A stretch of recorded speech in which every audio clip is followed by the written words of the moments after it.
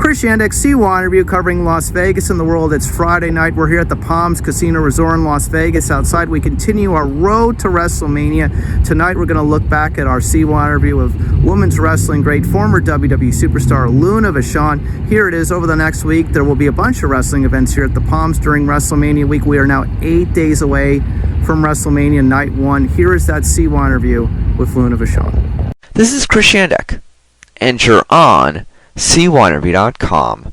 In the month of October, it marks 7 years since one of wrestling's most respected female icons spoke with me. Sadly, Luna Vachon passed away in August.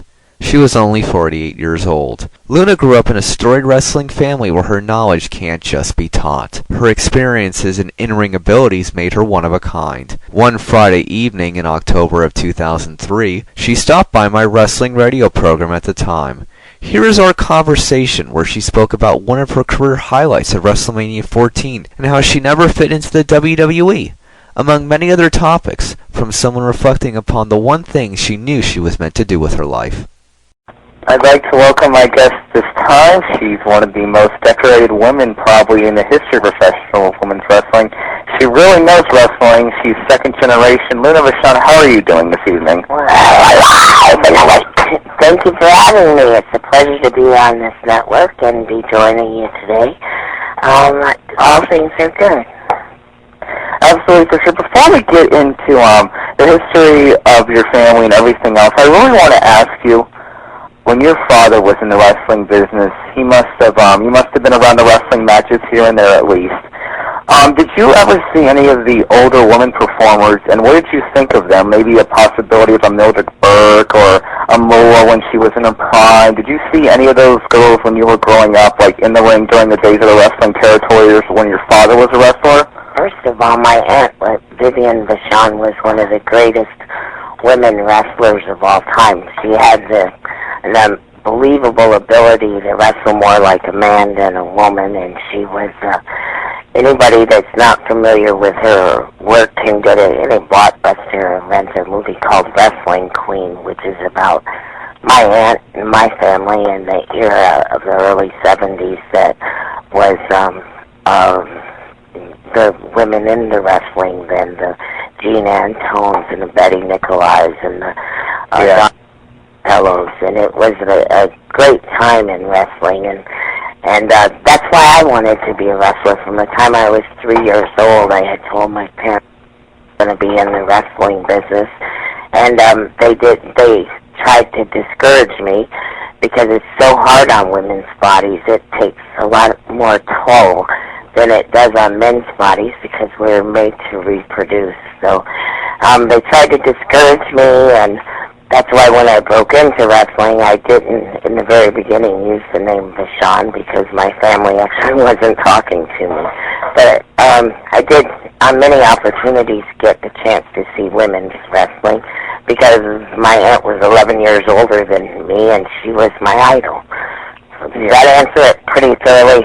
And once again, let me tell you, the name of the movie is Wrestling Queen, and it was made by a company called Snowman Productions for anybody that's going to go out searching for that video. Absolutely, for sure. We're speaking to Luna Vachon here tonight on Mirror Wrestling Radio. Luna, I have to ask you, you've been really around the business. Your father truly was one of the best in his time during the wrestling legends of the territorial days in itself. I have to ask you, though, what did he tell you, and as far as the knowledge, even though he discouraged you, what did you learn from just being around your father when he was a professional wrestler? What did you learn about the business in itself? Oh, there's so many things. I wish I could remember all the things that I've learned. I've forgotten. Actually, our business has totally changed. At one time, Jeff Jarrett said to me, he said, Luna, you know what your problem is I had to wrestle my husband in Australia, and I said, it just doesn't make sense.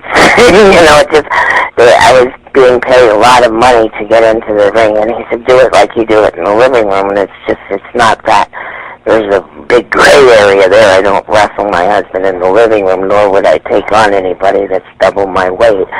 But we did a pay-per-view from Australia, and it was absolutely horrible, and we moved it on to where we did it across Europe, where I had to wrestle Gangrel, and the matches ended up being terrific by the end because we were having hardcore matches, and I was hitting him with everything I had, including, people would come to the matches with their groceries, and one night I grabbed this sack that was in front of this lady, and it ended up being her groceries for the week, and just beating my husband and just basically walking backwards through the crowd and grabbing anything I could from the fan. Yeah. So I don't know, I guess it strayed from the question. Well, the whole point about it is what did you learn from your father as far as when he was a professional wrestler in the basic territories, when he would come home one night, or, when you would go to the shows and probably see your father wrestle? What did you, see from, the atmosphere around that time? Well, what I learned, one thing is when we were in the Gagne's territory, is I learned that you don't buy a house. You don't buy a house in the neighborhoods that you're working in, because in our business, that meant that the promoters were going to pay you less once you bought a home in their territory. I went to 18 schools, 16 schools by the 8th grade because we were constantly on the road. My family, my mom's from New Orleans, and I have 5 brothers and sisters, and we're from Banff, Alberta, Atlanta, Georgia, England, Bombay, India, and Tampa, Florida. I mean, we're born all over the United States, all over the world even. What did I learn is the first thing is don't buy a house in a territory because then they'll pay you less, because then you're not coming in every month. Right, exactly. You become like a local person, and you're not as big an attraction for sure.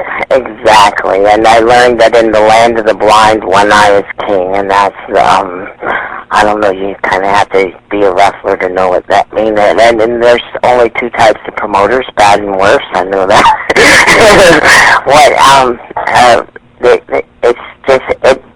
What my reality would have probably been other people's horror shows, but I love this business, and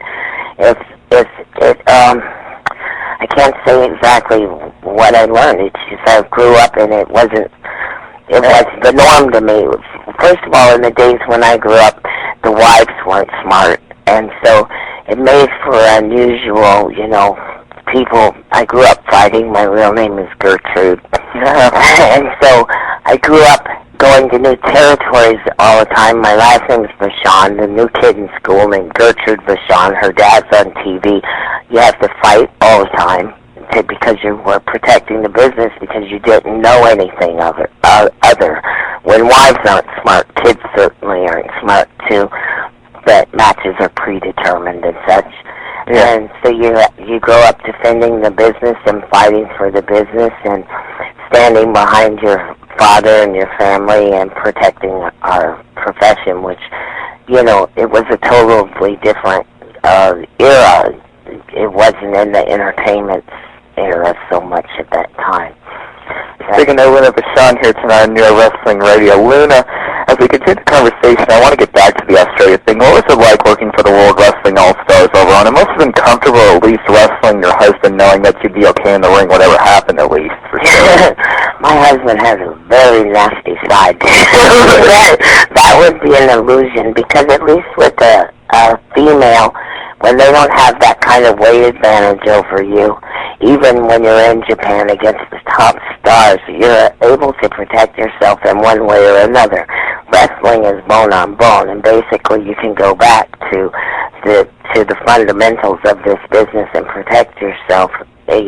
I'll set a girl down and break your arm off if need be. Okay, we're going to slow this down, because Japanese style is so different than our style, and they come at you with everything they've got, and they especially want to, especially on your first trips, they want to see what you're made of, and you don't go back to the dressing room crying in Japan. You either take it and make it your way, which is, I will show you that I can break your arm, that I can put you in some submission holds, or I'll break your nose, I'll black both your eyes, I'll break your arm. You do what you have to do. When I first went to Japan, I believe in '85, I ended up getting suplexed from the top rope to the outside of the ring in Corrigan Hall, and I blew my knee out, my ACL, and I still had to fulfill my contract. So I had to wrestle for 5 more weeks. I was in Japan for a total of 6 weeks with my partner, The Lock, and Sherry Martel.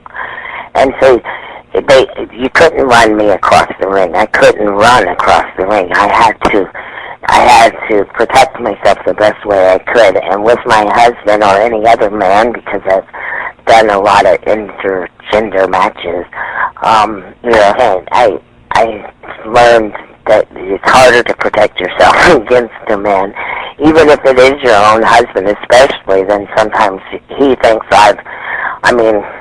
when I would potato my husband, he would give it back to me. and that's the way I like it, so I had to be real careful how I was sputting him.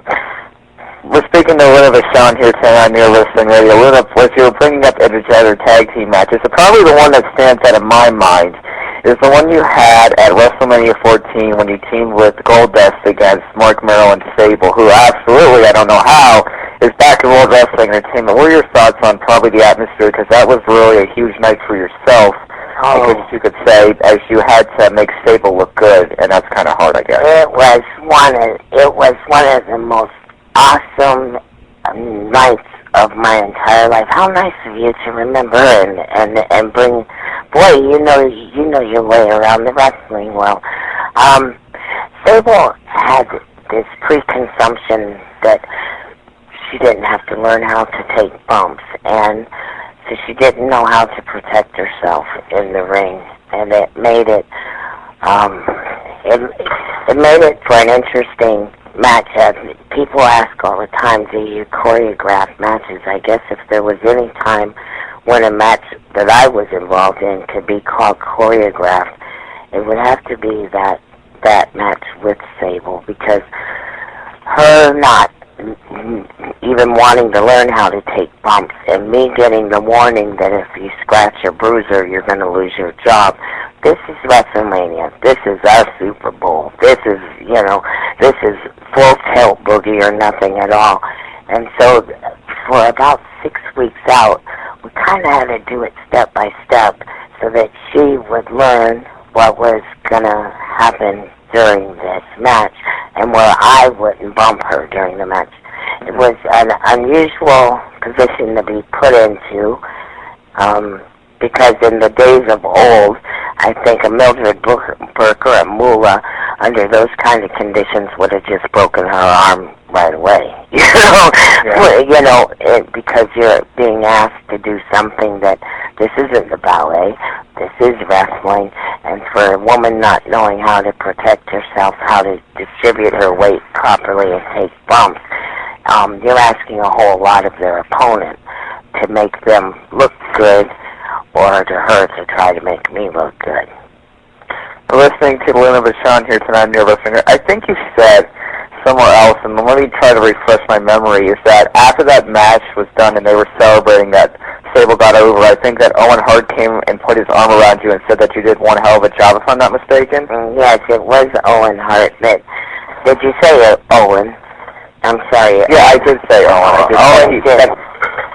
Yeah, you're right. It was really cool because I walked through what's considered the gorilla position and not even say a thank you or a second look. And you're kind of not sure under these conditions whether you have done an okay job or not. And nobody said anything, and no one pulled me aside behind a big makeup box we call Barney, and he said, "Thank you. You did great." And is it true that Stu Hart passed today? Stu Hart passed away yesterday. That is something true. We have not talked about that this evening, but he was the greatest, and I just, for God, hope and say that Bert is okay right now because he's been through a lot. That's all I can say, But yes, Stu Hart did pass away. Well, I wasn't sure. I talked to Victor Xiones earlier today. That's a name out of the wrestling past to some of your viewers who's still alive running wrestling shows with Savio Vega in Puerto Rico, and I wasn't sure if that was a confirmed thing. And my wishes go out to the whole entire Hart family, a wonderful family, and he'll be dearly missed. He was one of the people behind my husband's training. He trained in the dungeon up there with with actually Bruce Hart, and so it's really, he'll be missed. But I'm glad he's out of pain. Absolutely, for sure. What do you remember most about your days, the early days you had in the Florida wrestling territories itself? What do you remember most about those days, if anything? Well, basically, I remember being scared to death. I'm still, it's amazing the magic that you feel when you're going into an arena or something like that. And I started out actually by giving an award to Kendall Windham for Rookie of the Year, and Kevin Sullivan came and gave me a big slap. And when we got back to the dressing room, all the boys were looking at me like, wow, and I said, is that the best you can do? And it bought me a job, so I'm real thankful that and most of them didn't know I was a Vachon, as I said before, so I remember that probably best. We're speaking to Luna Vachon here tonight on Your Wrestling Radio. Honestly, as we look back on your career, you know, when you were there, the WWE Women's title just recently came back, and it was probably you, Sable, and the other tough lady, I have to say, probably you and Jackie Moore were probably the most toughest ladies I've ever seen, and Ivory would be another one. But overall, you know, what were your thoughts on the time, and why don't you think that World Wrestling Entertainment ever gave you the Women's Championship itself? I don't think that I fit quite into the mold that they wanted as a spokesperson, and it's unfortunate for Vince McMahon that he didn't see that, because that's what I desired the most in the whole world most of my life. I just don't think that I conformed to what they wanted me to conform to. Let me see how to explain this. Let me see the best. You didn't fit what was probably like their role model type that they're going to put on the different television shows. I don't know, something like that. Exactly. I'm more of, I really like the fans, and I like the fans, and I'd like to, the fans are the people that buy the tickets, and I think that we have to do something to please them. All right, let me give you an example. One night at the TV hotels, when you check in, the fans, there's people that know that the whole WWF or WWE is going to be checking into this particular hotel for the evening, let's say. Yeah. And the fans would be waiting in the lobby, and I can remember one particular evening when I was checking in, and all the little kids and stuff, real late at night after we had done the television tapings. I can remember hearing somebody say, oh, she's going to be a bitch, too. Or if I'm allowed to say that. Just like Sable and China were, as they had checked in, I presume they meant. And I spent about 3 hours in the lobby signing autographs after that, because I felt like if the other two women that were part of this promotion had had hard days, then it was my job to pick up the slack and make the women of make our company, and then make the women of our company look good. You know, like we cared about the fans and signed some autographs and such, so that I just felt like that was important to do. Well, it doesn't seem like at that time the World Wrestling Federation was interested in their fans. I just constantly, I'd be outside of buildings signing autographs or doing what I can do. For CYInterview.com, I'm Chris Yandek.